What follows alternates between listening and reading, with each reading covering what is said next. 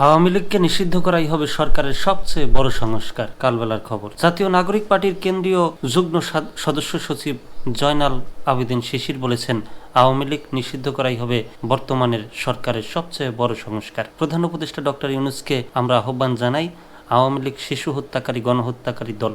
দ্রুত আওয়ামী লীগকে নিষিদ্ধ করে জুলাই ২৪ গণহত্যার বিচার নিশ্চিত করুন।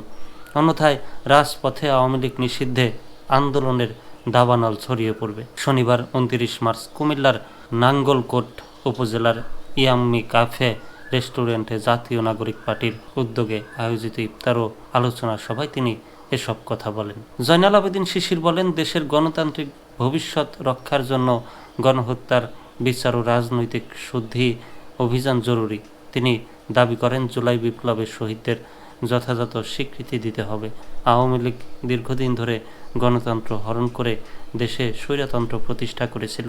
২০০৯ সাল থেকে ক্ষমতা কুক্ষিগত করে বিরোধী মত দমন, গুম খুনের রাজনীতি ও বিচার বহির্ভূত হত্যাকাণ্ড চালিয়ে তারা দেশে একদলীয় শাসন প্রতিষ্ঠার চেষ্টা করেছিল। তিনি বলেন, গণহত্যার জন্য আওয়ামী লীগের বিচার করতেই হবে। তারা জনগণের উপর যে দমন নিপীড়ন চালিয়েছে তার বিচার না হলে এদেশে গণতন্ত্র পুনরুদ্ধার সম্ভব নয়। তাই আমরা আওয়ামী লীগের নিবন্ধন বাতিল এবং দলটির রাজনৈতিক ও সাংগঠনিক কার্যকর নিষিদ্ধের দাবি জানাচ্ছি।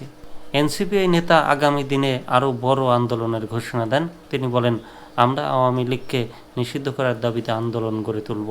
একই সঙ্গে নতুন সংবিধান প্রণয়ন, সেকেন্ড রিপাবলিক ঘোষণা এবং আগামী জাতীয় সংসদ নির্বাচন ও গণপরিষদ একই সময় অনুষ্ঠানের দাবি জানাচ্ছি।